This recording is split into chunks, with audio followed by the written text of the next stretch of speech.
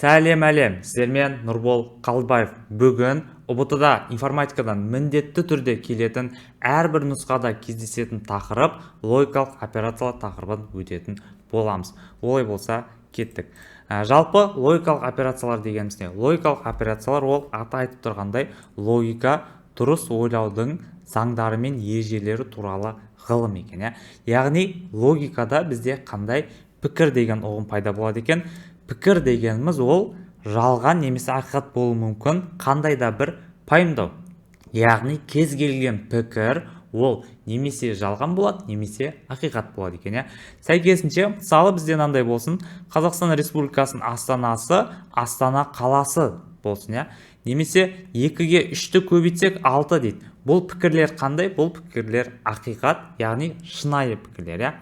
Және одан бөлек тауды тегіс деп атасақ, немесе 2-ге 2-ні көбейтсек 5 шығады деп айтсақ, ол қалай болушы еді? Ол әрине жалған пікір болады екен. Сәйкесінше бізде логикалық шамалар, егер ол жалған болса 0 деп белгілейді екенбіз, ал ақиқат болса 1 деп белгілейді екенбіз. Түсінікті, кеттік. Енді бізде негізгі 3 түрлі логикалық белгілер бар, логикалық операциялар бар. Ол ең алғашқысы, ең көп кездесетін бірі конъюнкция деп аталады екен, немесе логикалық көбейту. Конъюнкция дегеніміз не? Конъюнкция ол екі немесе одан да көп пікірді және жалғаулы көмегімен біріктіру, логикалық көбейту немесе конъюнкция деп аталады екен. Мысалға келтірейік. Мысалы бізде екі пікір болсын. А пікірі, мысалы IT мамандығына тапсыру үшін ұбт-да информатика және математика бейіндік пәндерін таңдау қажет. Мысалы А бізде информатика болсын, В бізде математика пікірі болсын, математика. Енді егер сіз информатика таңдамасаңыз, 0 деген ол қандай дедік? Жалған дедік. Таңдамасаңыз және математика таңдамасаңыз, онда не болады? Сіз IT бағытына тапсыра алмайсыз. Сәйкесінше ол бізде жалған болады екен. Келесі, егер сіз информатика таңдамаған болсаңыз, бірақ математиканы таңдаған болсаңыз, онда IT бағытына түсе аласыз ба? Жоқ, түсе алмайсыз. Сәйкесінше информатика таңдадыңыз, бірақ математика таңдамадыңыз, онда да сіз түсе алмайсыз. Бірақ сіз информатиканы да таңдадыңыз, математиканы да таңдаған болсаңыз, онда IT бағытына түсе аласыз деген сияқты. Бізде 1 болады екен. 1 деген бізде ақиқат.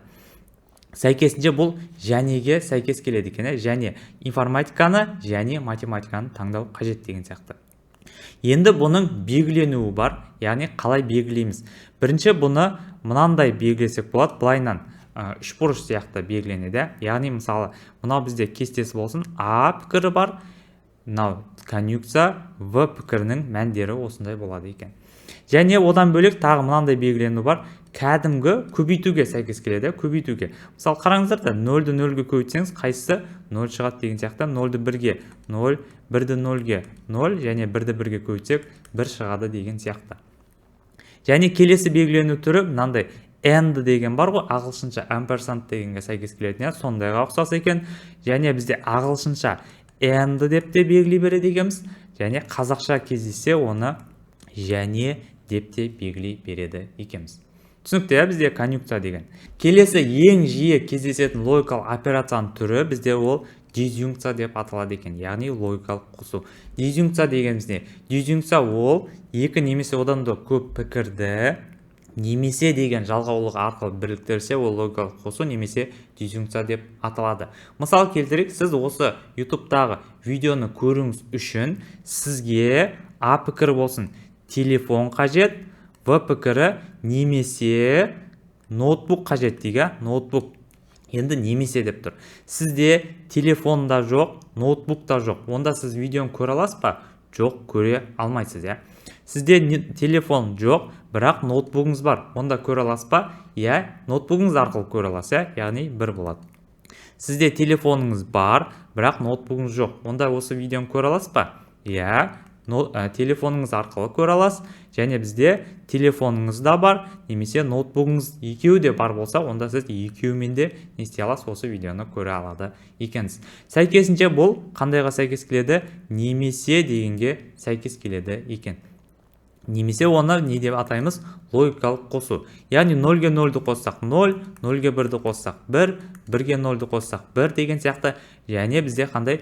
1-ге 1-ді қоссақ 2 емес, бұл жерде жалған немесе ақиқат дедік қой, яғни ақиқат мәні шығады екен. Түсінікті, иә? Дәл жаңағыдай бұның да символдары бар белгіленуі. Мысалы, ол бізде былай белгіленеді.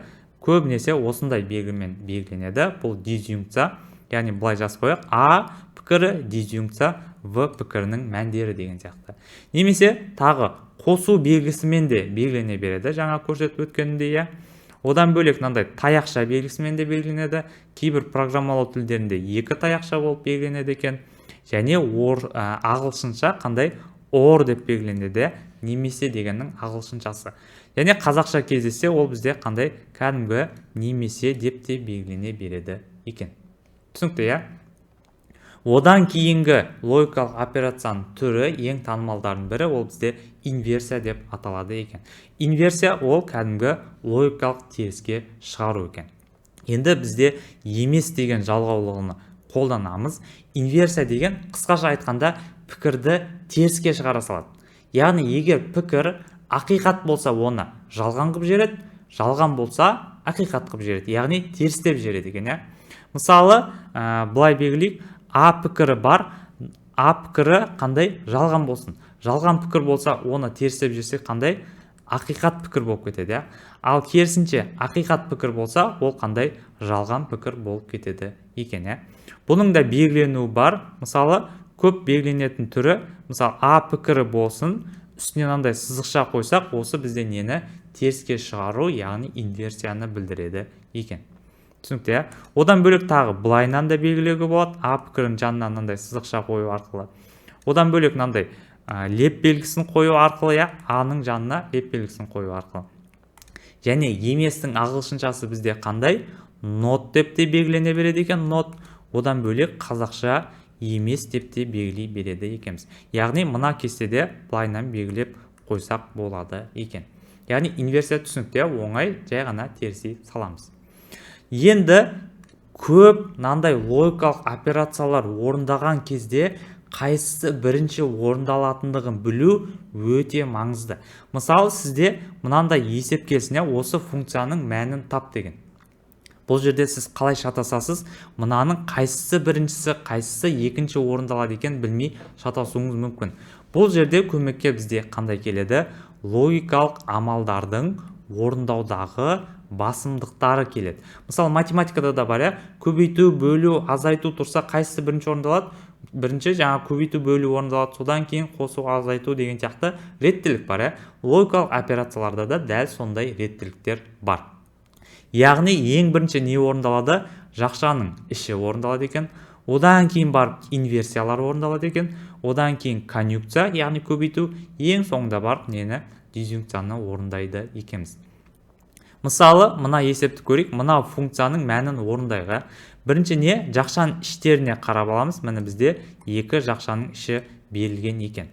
Осы жақшаның ішінен кейін бізде не ішінде тұр? Инверсия, яғни терістеу. 0-ді терістесе қандай мәнді береді бізге?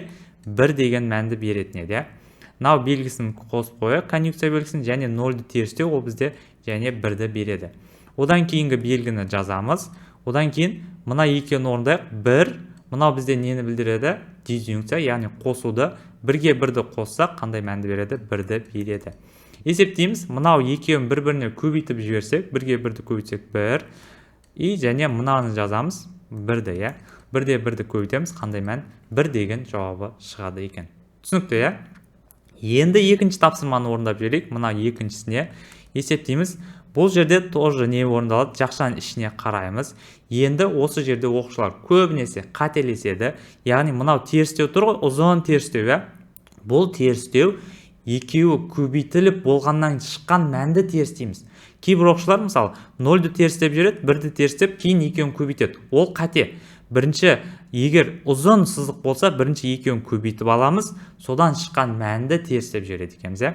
Яғни мына жағын жазып қояйық. 0 қосу 1 көбейту деген сияқты жақша. 0-ге 1-ді көбейтсек, мына жерде не шығады? 0 шығады. Шыққан мәнді не істейміз? Терістейді екенбіз, иә. Жазайық қайтадан. 0 қосу 1 көбейту 0-ды терістеп жүрсек қандай мәнді береді? 1-ді береді. Енді есептейік. Көп оқушылар мына жерде де шатасуы мүмкін, яғни 0-ге 1-ді қосып жіберуі мүмкін. Ол дұрыс емес. Неге? Себебі конъюнкция одан бұрын орындалу қажет еді. Яғни бірінші көбейтуді орындап алады екенбіз мына жердегі. Есептейік. 0 қосу анау 1-ді береді. 1-ге 1-ді көбейтсек. Шыққан мәнді 0-ге 1-ді қоссақ қандай мәнді? 1 деген жауап шығады екен. Түсінікті, иә? Енді егер осы сабақта өтілген тақырыптың конспектісі, чек-листтері қажет болса сіздерге, және практика жасауға қосымша осы сабақтың тесттері керек болса, онда менің инстаграмма infologia.kz инстаграмма дайректіне 3107 деген санды жіберсеңіздер, сіздерге осы сабақтың конспект чек-листі мен тесттерін жіберетін болам, иә? Ұмытпаңыздар, міндетті түрде. Және егер сіздерге информатика курсым қажет болса, менің толық ақпарат білгілеріңіз келсе, осы видеоның описаниясына өтіңіздер, сол жерде номер бар, сол номерге жазсаңыздар, толық ақпаратты жіберетін боламыз. Және егер сіздерге осы сабақ түсінікті болса, сіздерге пайдалы болса, және осындай тегін сабақтарды жиі шыққан қаласаңдар, онда комментарийге логика деп жазыңыздар, сіздерге пайдалы болғанын білейін. Және одан бөлек осы видеоға лайк басып қойыңыздар, достарыңызға жіберіңіздер. Және менің инстаграм парақшаларыма тіркеліп алыңыздар. Осы видеоның описаниясында инстаграм парақшаларым бар, пайдалы видеолар шығарып тұратын, және телеграм каналым бар, викторина, курс, пайдалы ақпараттармен бөлісетін, соның барлығына тіркеліп алсаңыздар болады. Олай болса, қош сау болыңыздар. Келесі сабақтарда кездескенше сәттілік.